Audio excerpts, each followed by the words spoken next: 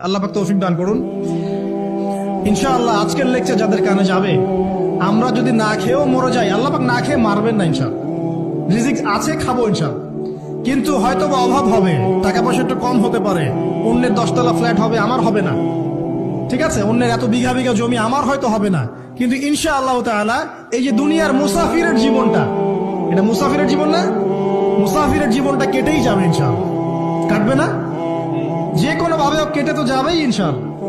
এই যে পরকালের জীবনটা একটা চেতনার শক্তি, জানেন, দুনিয়াতে যত বাধা বিপত্তি আসুক, গাল মন্দ খান, গিবত তহমত খান, কষ্ট হোক, নির্যাতন হোক, একটা বিষয় মনের মধ্যে শান্তি দেয়। কি শান্তি?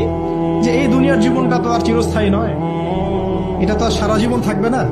ইনশাআল্লাহ এই অবস্থা আস্তে আস্তে পরিবর্তন হয়ে যাবে। ফাইন্না মাআল উসরি ইউসরা, পরকালে ইনশাআল্লাহ পাবো। দুনিয়াতে না পেলে কি হয়েছে, পরকালে পাবো ইনশাআল্লাহ। যুবক ভাই, এসব জেনা ছেড়ে দেন। আল্লাহ রাব্বুল